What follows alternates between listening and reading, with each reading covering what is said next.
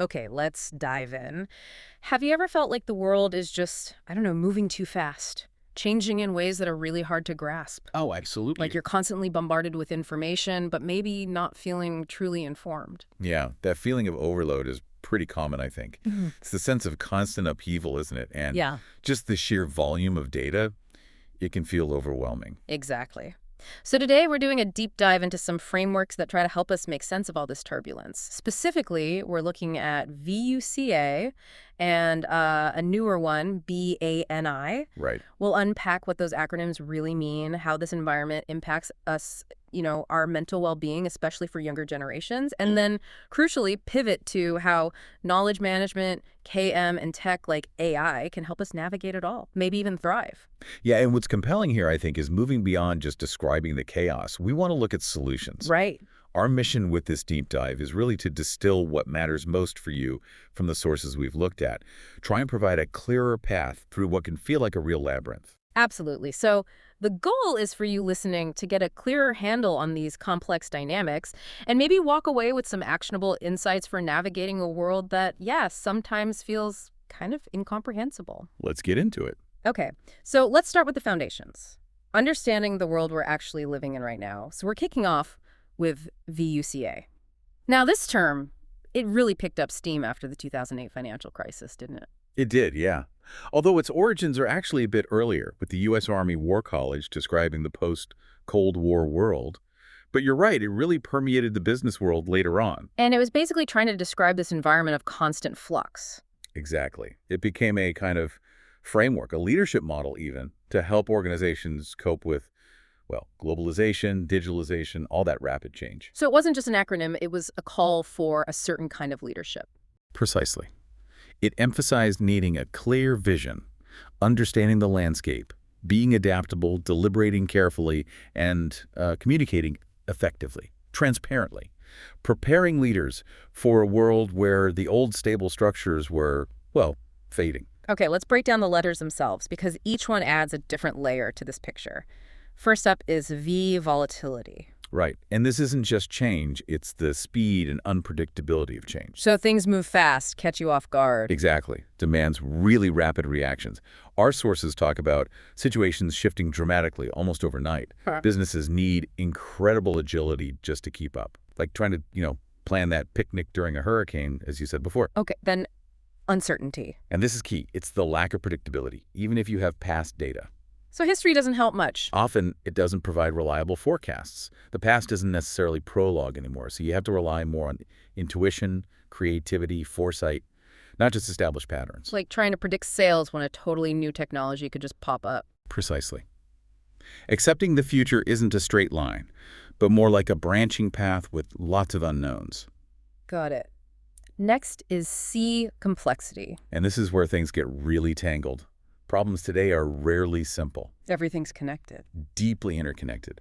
Systems, structures, behaviors. It makes isolating cause and effect incredibly difficult. So simple fixes don't work. Rarely. Because pulling one thread, like you mentioned, say, a small factory closure somewhere. Can impact the whole global supply chain in ways you didn't expect. Exactly. It's not just complicated, it's intricate. Countless variables interacting. Okay, and finally, A, ambiguity. This is about situations where the meaning of things, events, data, circumstances is just unclear. Foggy. No clear answers. Not immediately, no. The right course of action isn't obvious because you might have incomplete or even conflicting information. Like navigating without a map and the signs are blurry. That's a good analogy. Even understanding the problem itself can be a huge hurdle, makes strategic planning incredibly challenging. So VUCA gave us a language for this chaotic world, but Sure. if it was so useful, why are we now talking about something else? Has the world just gotten, more VUCA, or is it something different? That's the million-dollar question, isn't it? And the sources suggest it's maybe both, but also something qualitatively different. VUCA helped, yes, it helped develop leaders for complexity. But But the environment seems to have evolved beyond just complex. The scale of interconnectedness, the sheer velocity, it's pushing us into territory that VUCA alone might not fully capture anymore. What used to feel complex now feels, well, something else.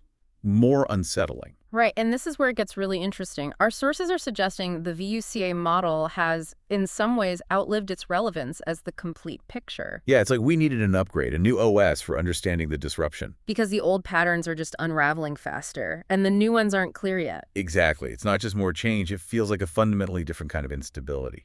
More disorienting. So enter Bani. Enter Bani. And connecting this to the bigger picture, Bani isn't just another acronym. It feels like a deeper recalibration. It comes from the futurist Jamais Cassio, from his work Facing the Age of Chaos. And it goes further than VUCA. It does. It calls for entirely new leadership approaches, new problem-solving strategies.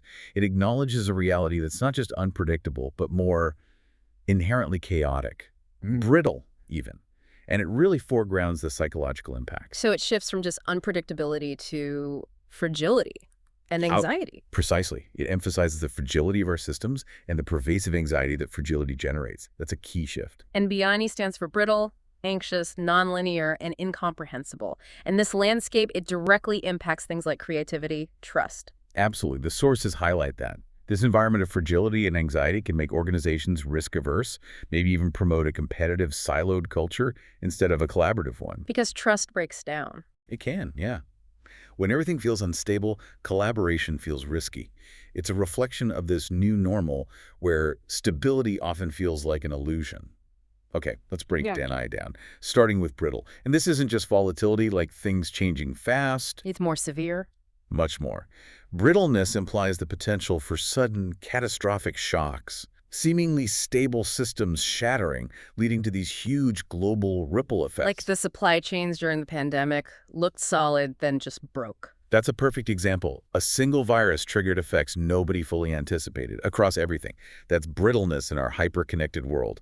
Minor shocks, potentially catastrophic impact because the hidden dependencies are so vast and fragile. Wow. So what does that mean for us day to day? Trying to plan anything when the ground feels like it could just crack open? It's unsettling, right? When things you relied on feel like they could just break without warning. That inherent fragility, it permeates everything. And that leads directly into the next letter, doesn't it? A for anxious. It absolutely does. This increasing brittleness, it makes the world feel terrifying. It can lead to widespread feelings of powerlessness, helplessness. And it's not just a personal feeling. No, and what's really concerning is how it's triggered and amplified by, well, misinformation, fake news. Right, the constant flood online. Exactly. When you're bombarded with conflicting narratives, manipulated information, discerning truth becomes incredibly hard. It erodes trust in institutions, fuels this pervasive unease, can make people almost rigid with fear, paralyzing rational decision-making. Okay, next up, N for nonlinear. This describes the uncoupling of cause and effect, or at least the perception that they're disconnected. So it's not just small cause, big effect, like the butterfly thing. It's more that the link between cause and effect becomes opaque, unpredictable. Your plans, which assume A leads to B, Fall apart. completely, because a minor issue might trigger some unfathomable chain reaction you couldn't possibly foresee. Traditional linear planning just doesn't hold up. Adaptability becomes absolutely critical. Makes sense. And finally, I far incomprehensible. This points to the sheer complexity of it all.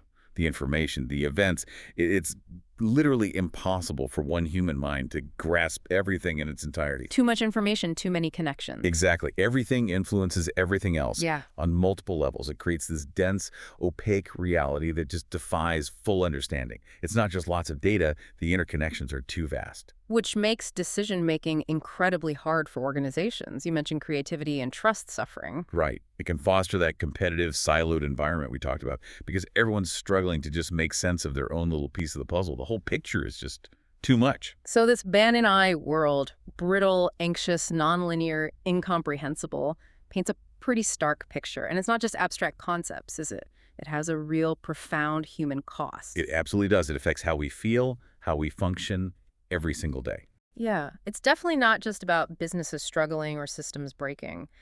The sources we looked at are clear. There's a profound human impact. They talk about a severe mental health deterioration happening globally. Yeah, across multiple demographics. It's not isolated. We're seeing a widespread rise in mental health ailments, disorders, and it's hitting well-being, social cohesion, even productivity. The list is worrying, isn't it? Rising anxiety, dementia, depression, loneliness, chronic stress. It all seems connected to this chaotic backdrop, this pressure cooker of the Bani world. And the why links straight back to those Bani characteristics we just discussed. I mean, imagine living with that constant feeling of brittleness. Where everything stable could just shatter. Exactly. And add the pervasive anxiety from unpredictability, amplified by misinformation, making you rigid with fear, unable to trust what you see or hear. And then the incomprehensibility, feeling overwhelmed, unable to make sense of it all. Right. It's a perfect storm for mental health challenges. A continuous, low-level stressor just chipping away at our well-being, making it hard to find solid ground. Hashtag tag 2.2 youth disillusionment and its broader impact. And this raises a really important point. Why are young people seemingly so vulnerable right now, experiencing such deep disillusionment? The sources point to that specifically, don't they? A widespread youth disillusionment. Yeah, disengagement, a loss of confidence, loss of trust in the basic economic, political, social structures globally. And if you connect that to Bani, imagine growing up where cause and effect feels broken. Right, where information is incomprehensible, untrustworthy, where stability feels like it could shatter any second. That environment where truth feels slippery and systems seem unreliable, it must breed hopelessness. It really can. A feeling that maybe your efforts are futile in a world so fragile and unpredictable. And that can lead to significant mental health struggles, anxiety, depression. And tragically, maybe even contributing to those alarming trends like rising youth suicide rates in some places. The weight of it all just becomes too much. It's a heavy burden. And this disillusionment, as you said, it's not just individual pain, it has wider ripples. Affecting social stability, economic productivity. Exactly.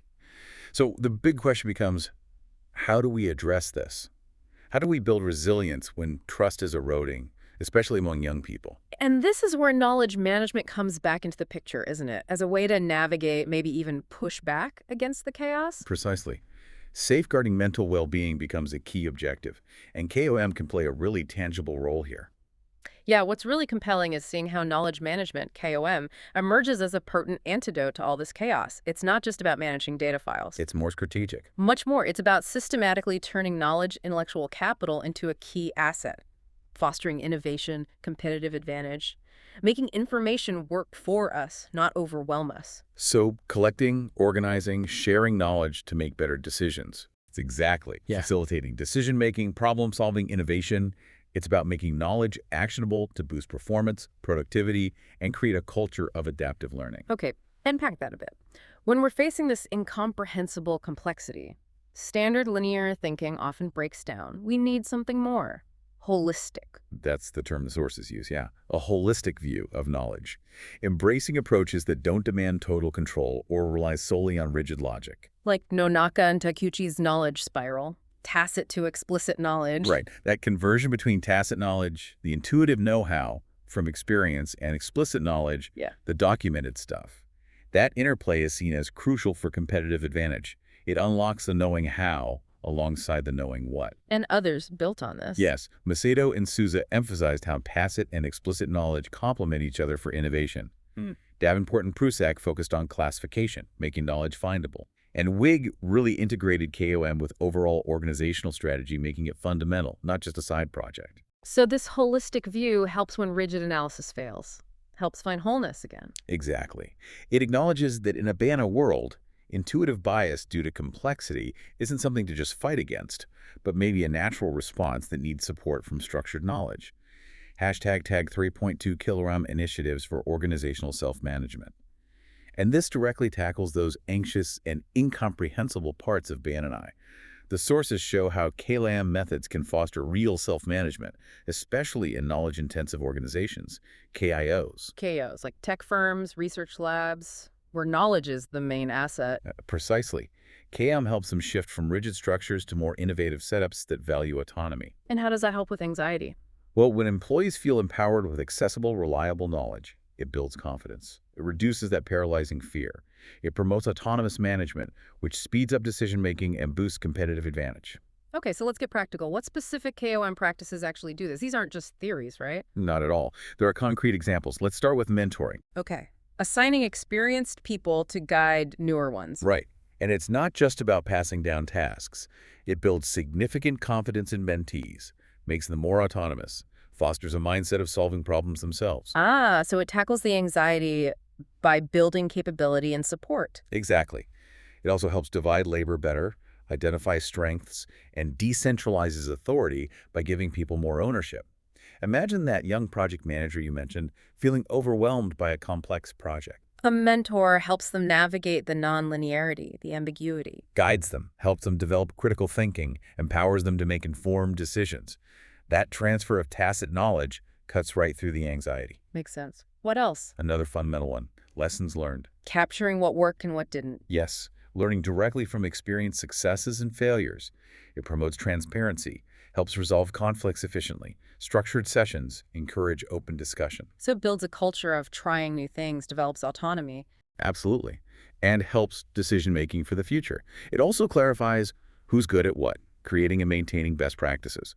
It's about codifying experience, making sense of past complexity, creating a living library of adaptive strategies. Okay, and then there's the overall KM strategy itself. Right. A formal, actionable plan aligned with the big picture goals. This achieves real information transparency. Turning that tacit knowledge into explicit, shareable knowledge. Crucially, yes, that transparency promotes autonomy, quicker decisions, fluid coordination, and supports decentralizing authority. When everyone gets the big picture and has the info they need. They can act faster, be more agile, which you need in a Vuca Bani world, like an organizational neural network. Well put. And a powerful tool for that is an idea and innovation management system. Like a central hub for ideas, a global brain. That's the term the sources use. It clarifies and facilitates access to information for everyone. Supports decentralization by giving teams the context to define their work autonomously. Leads to better decisions, clear conflict resolution because there's a shared reference point. So imagine a global team tackling a complex problem. This system stops them reinventing the wheel. Exactly. Ideas flow, knowledge is findable, teams collaborate using collective intelligence. So these KRM initiatives, mentoring, lessons learned, strategy, idea systems, they're not just isolated things, they work together. They absolutely do. They foster self-management, continuous learning, innovation, critical traits for navigating the instability and anxiety of Ban and I. It's about empowering people at every level to make decisions collaboratively and quickly. Now, if we connect this back to the bigger picture, another crucial tool is strategic foresight. This is our proactive response to volatility and uncertainty. Not predicting the future with a crystal ball, though. Definitely not. That's impossible in a abandoned world. It's about systematically envisioning multiple potential future states, identifying key events, trends, decision points that could lead down different paths. So you integrate uncertainty into planning instead of trying to wish it away. Precisely. It helps organizations drive towards preferred futures and build resilience to disruption. The focus isn't just on what will happen, but what you do today to prepare for various plausible futures. Building options. How does that work in practice? You mentioned NASA. Right, they're pioneers here. They do horizon scanning, like a future radar, constantly looking for faint signals. So spotting big trends like the shift to green tech or AI everywhere. Yes, those documented long-term changes, but also spotting emerging disruptors, those weaker signals that might become huge. Like bioprinting or telemedicine you mentioned, or even really specific things. Exactly. Things like cooling up our atmosphere impacts LEO satellites. Sounds niche, but huge implications. Or link between green space and reduced loneliness points to future urban planning, public health. It shows the breadth of signals they track, far beyond just business metrics. But how on earth do you process all that information? It sounds incomprehensible. And that brings us back to technology, specifically natural language processing, NLP. AI reading vast amounts of text. Essentially, yes. Scientific articles, policy documents, futures reports, news feeds. NLP extracts insights, identifies disruptors, finds connections, and crucially, it helps assess gaps or biases in current plans.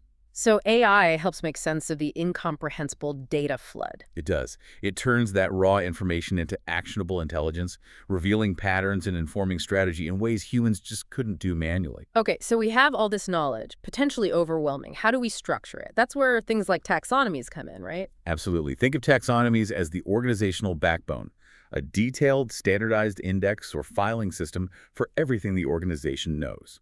And standardizing terms helps combat that Bani incomprehensibility. Definitely. By standardizing terms, how knowledge is collected and stratified, taxonomies bring huge benefits. They're using peer review for sorting articles, organizing conference tracks, supporting call centers. Making information retrieval faster, more accurate. Exactly. And vital for web navigation, keywording pages so they're discoverable.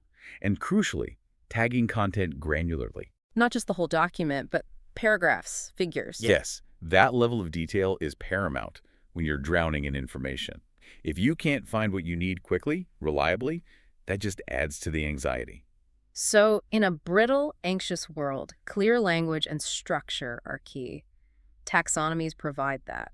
They make content searchable using the precise words people actually use. They reduce the incomprehensible by bringing clarity and order, allows faster decisions, mitigates risk, cuts down the anxiety of data overload, foundational for organizational memory. Now, ontologies, they take this a significant step further. Deeper than taxonomies, how so? They're about formally describing knowledge, not just classifying it. Taxonomies give you the vocabulary and hierarchy. Ontologies define the relationships between the terms. So it's about the connections, creating a richer, machine-readable understanding. Exactly. They establish a shared formal understanding of a field detailing entities, properties, relationships. Think less table of contents, more complete blueprint showing how everything connects and interacts. Okay, give us a real-world example. You mentioned the MIRA resource for social demography research. Right, a perfect case study. The problem in that field is dealing with complex social constructs, race. Education often expressed ambiguously in research papers. Making it hard to compare studies, reproduce results, hindering discovery. Precisely. Classic incomprehensibility at the research frontier. So MIRA's solution is multifaceted. What does it involve? 3 key parts. First, a detailed ontology for social demography. Second, a method using large language models to automatically populate that ontology by reading research papers. And third, the resulting knowledge graph itself, linking concepts from hundreds of papers, say, on health inequality. And this lets researchers represent their hypotheses formally, machine-readably. Yes, which helps uncover hidden biases like certain groups being understudied. And it helps generate novel research questions, crucial in a nonlinear world where hidden assumptions have real consequences. And it promotes fair data principles. Yeah. Findable, accessible. Interoperable, reusable, exactly. FAIR is like the gold standard for data, maximizing its value. F, findable through unique IDs and metadata. A, accessible via standard protocols. I, interoperable so systems can talk to each other. And R, reusable so you're not constantly recreating data. So ontologies and semantics, they make knowledge machine actionable, reduce that ambiguity, especially with complex human concepts. Absolutely. It's about building a common, precise language for both humans and computers, enabling deeper analysis and more reliable conclusions, tackling the confusion head-on. And this leads us straight into how AI, particularly large language models, are making concrete contributions here. They could do the annotation work humans used to do, but way faster. Like in the MRA project, using GPT-4 to read abstracts and map them to the ontology. Exactly. It massively accelerates formalizing that ambiguous language from papers into structured, machine-readable knowledge graphs. It overcomes a huge bottleneck, especially in text-heavy fields like social science. These models learn complex tasks quickly, turning unstructured text into formal knowledge. And the output is these triples, like little knowledge building blocks: subject, predicate, object. That's the idea. Simple, atomic statements. Yeah. But critically, they aren't just generated, they're validated. Quality control. Rigorous quality control using SHACL constraints. Think of SHACL as the grammar police for the knowledge graph, ensuring the facts fit the ontology's rules perfectly. High data quality and consistency are vital for trust. So the AI doesn't just spit out facts, it makes sure they're logical and fit the structure. Precisely. And it doesn't stop there. These concepts are then mapped to other established ontologies, like from NCBO Bioportal for health data, or GeoNames for location data. Linking the knowledge graph to the wider world, linked open data. Exactly. So adding location coordinates, for instance, helps researchers spot regional biases or temporal trends in things like health inequality insights previously buried in separate data sets. That interconnectedness helps us make sense of the incomprehensible by revealing the bigger picture. So what this really means is, we're using AI not just to read, but to understand and structure complex, ambiguous information at scale. Right. Taking on vast amounts of data in our complex world. Finding patterns, biases, connections humans alone couldn't see. This AI-KM alliance turns overwhelming information into actionable insights, processing the chaos to extract meaning. Hashtag 5.2 AI and KOM for predictive insights and societal challenges. And what's really fascinating is how this alliance moves beyond just understanding the present to actively predicting future trends. How so? Well, the sources describe using knowledge graphs in location-based social networks, OBSNs, to predict socioeconomic indicators. Like population trends, economic activity. Even things like the number of restaurants likely in an area. By integrating diverse knowledge, spatial, functional mobility, business data into a hierarchical KG. The AI can make powerful predictions. Yes, a hierarchical KG learning model captures both global knowledge and specific domain knowledge. It's proving superior to other methods for these kinds of predictions. Right. Structured knowledge plus AI offers real foresight in this nonlinear world. Wow. So this is where the rubber really meets the road.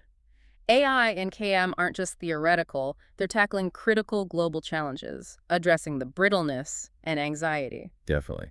Think about improving supply chain resilience using AI and ML to manage risks, especially after the pandemic exposed huge vulnerabilities. The pandemic really accelerated digital transformation, didn't it? Contact tracing apps, AI speeding up vaccine development. It absolutely did. And now we're looking at emerging tech like biotech, nanobiotech, genome editing for future pandemic preparedness. Knowledge harnessed by AI makes our systems less brittle, more resilient. And crucially, the sources call for funding the human-centered sciences too. Psychology, mental health, social sciences. Yes. On an equal footing with technology. It links directly back to the mental health deterioration, the youth disillusionment we discussed. So it's about integrating human understanding with tech, addressing the human dimension of crises. Precisely. Ensuring solutions contribute to well-being, not just technological fixes that ignore the human impact of the banal world. Using AI to understand people better, not just data points. So this raises that big question again.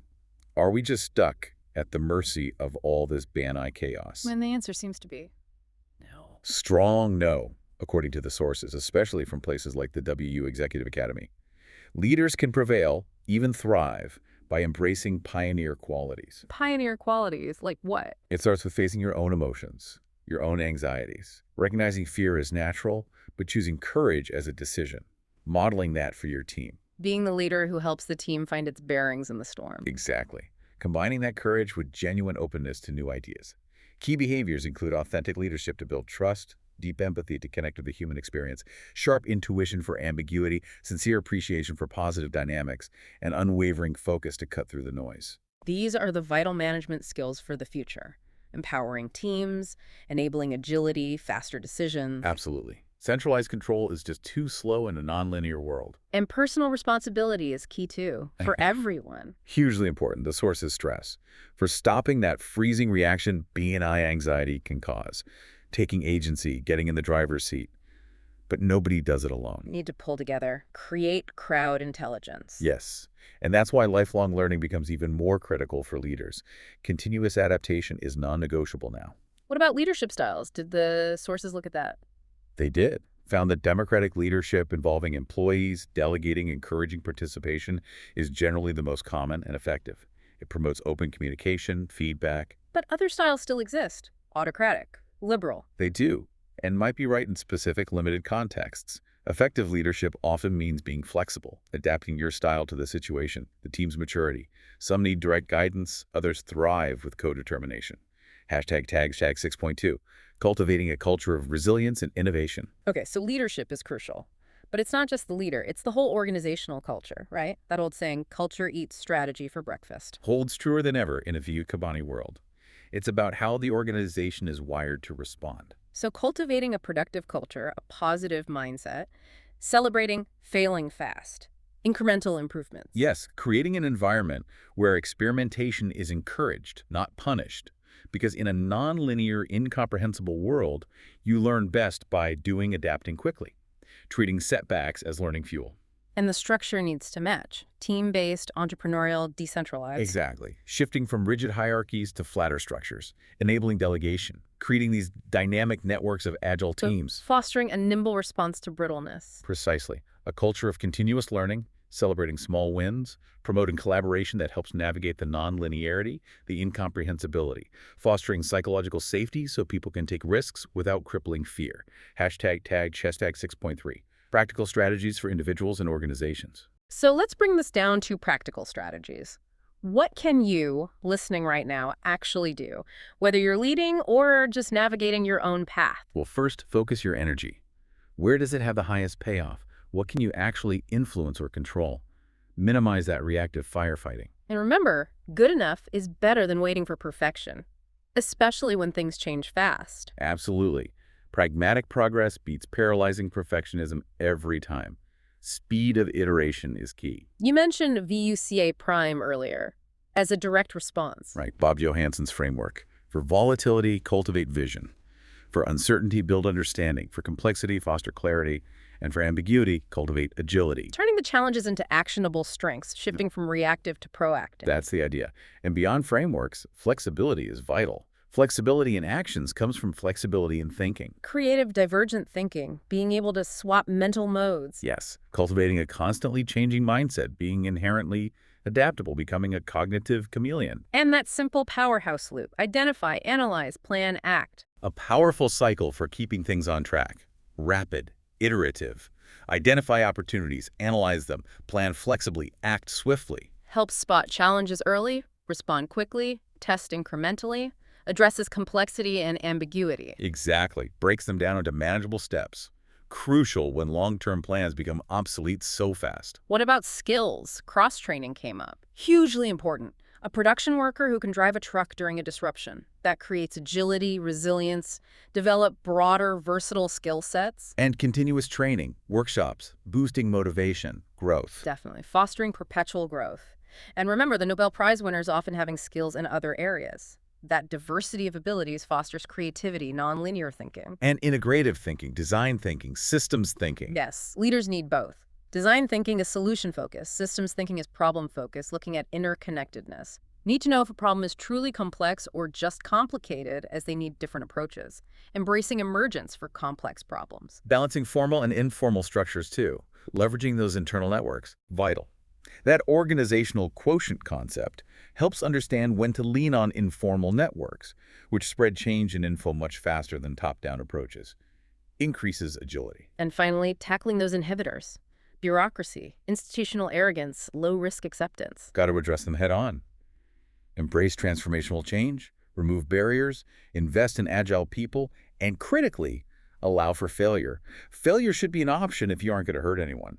Learn from mistakes. Push beyond your own boundaries. Bring in outside ideas. Keep things fresh like a startup. Exactly. Foster that continuous flow of fresh thinking. So for everyone listening, it boils down to be agile, take personal responsibility, keep learning, don't fear failure, focus your energy. It's a fundamental shift from reactive to proactive and adaptive.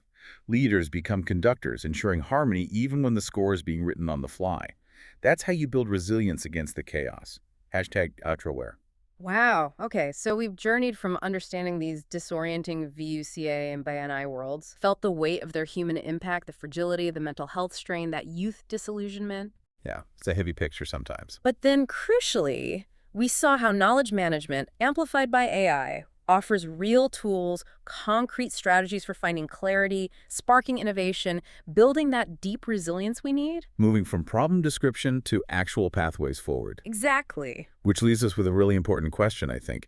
In a world where AI can increasingly define knowledge, analyze everything, even predict futures, how do we make sure the questions we ask, the problems we choose to solve, the innovations we chase, how do we ensure they're always guided by deep human understanding, by empathy, by a real commitment to collective well-being? That's the core of it, isn't it? We've seen how knowledge and tech help us find our footing, gain clarity in this incredibly dynamic world.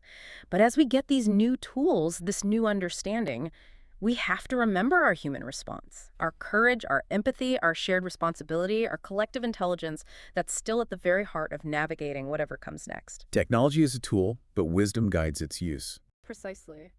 The path forward, it needs smart tech, absolutely. But more than that, it needs wise, human-centered leadership and that enduring belief in our ability to adapt, learn, and ultimately thrive together.